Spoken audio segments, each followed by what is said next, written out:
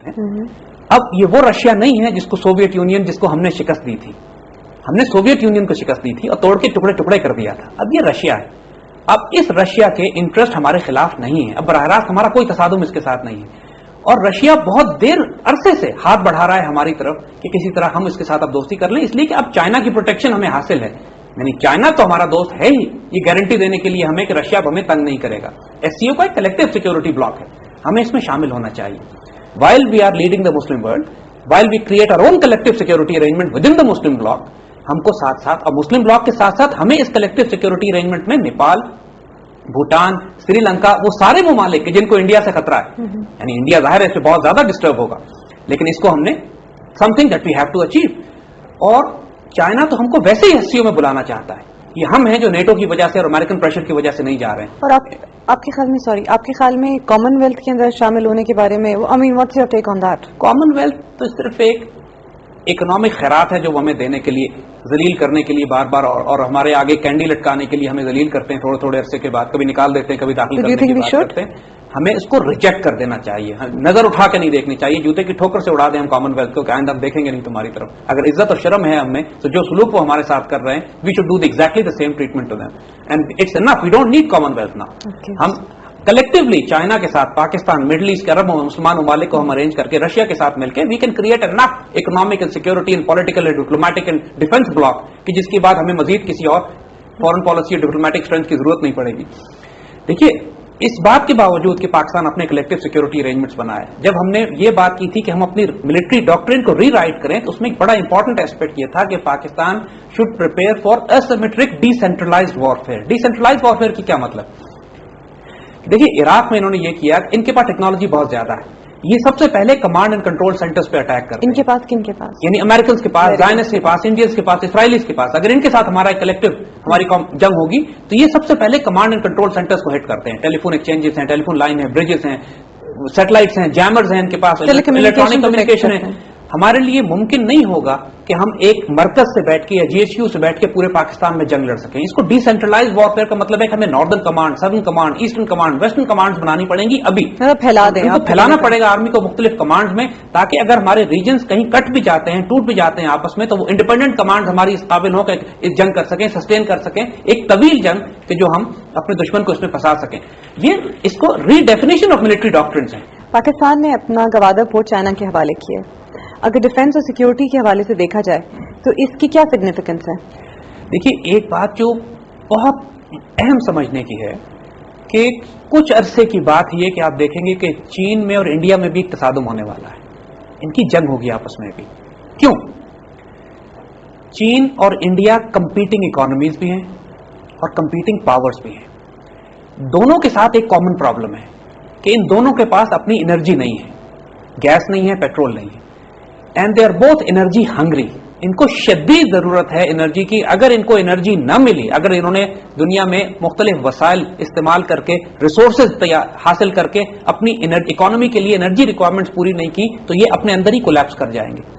اور انرجی کہاں سے لینا چاہتے ہیں؟ برما ایک جگہ ہے جہاں پہ تیل اور گیس ہے, انڈیا اور چائنا کے بیچ میں آتی ہے. یہ انڈیا چاہتا ہے برما کو اپنی طرف کر لے, چین برما کو اپنی طرف کر رہا ہے, تو ان کی پہلی جھڑپ تو وہاں ہونے والی ہے.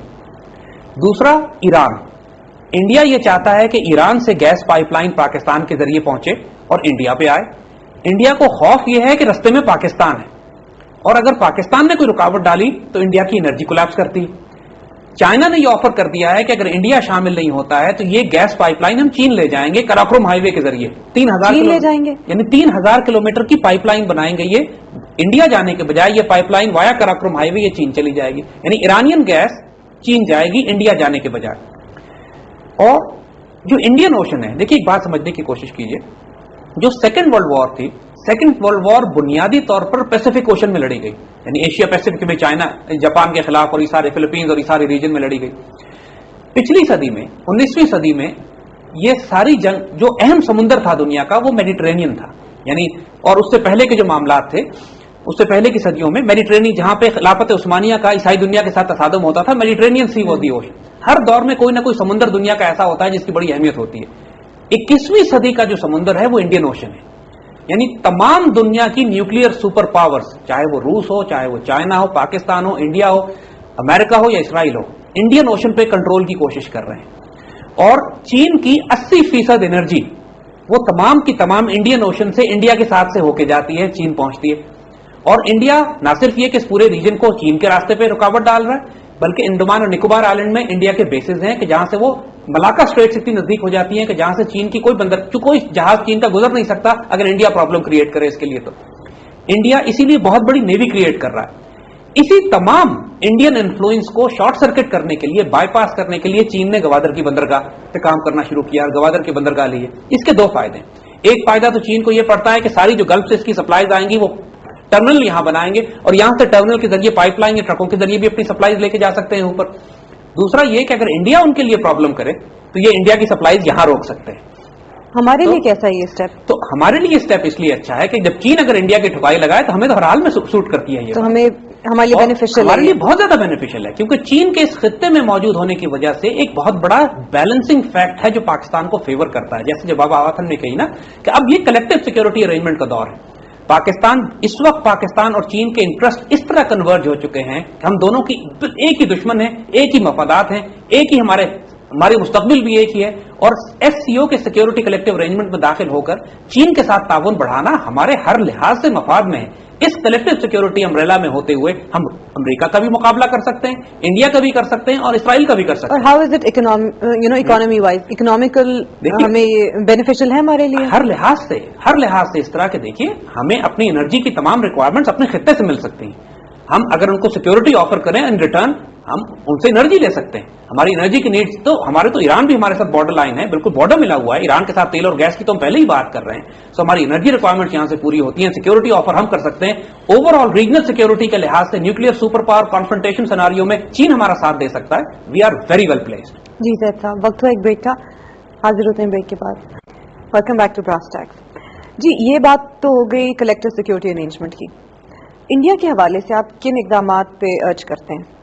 دیکھیے ایک بات بڑی اب کلیئر ہو چکی ہے the history that we have discussed کہ انڈیا کا جو سائز ہے، انڈیا کا جو قدامت ہے، اس کی جو اگریسو فارن پالیسی ہے، اس کی جو زائنسٹ آئیڈیالوجی ہے، یہ پورے خطے کے لیے خطرے کا باعث ہے. اور ہم بڑے وثوق سے اور بڑے بیلنس ہو کے یہ بات کہہ رہے ہیں کہ اگر اس پورے خطے میں امن اور پیس چاہیے تو انڈیا کو چھوٹے چھوٹے حصوں میں توڑنا پڑے گا. آن دوز فالٹ لائنز کہ جو انڈین سوسائٹی کی انٹرنسک فالٹ لائنز ہیں، سکھ الگ کریں، کشمیر الگ کریں، تامل ناڈو الگ کریں، نیکسلائٹس کا ریجن الگ کریں، بنگال الگ کریں، سیون سسٹرز جو کہ نارتھ ایسٹ میں ان کی اسٹیٹس ہیں ان کو الگ کریں. انڈیا کو چھوٹا کرنا ضروری ہے پورے خطے کے امن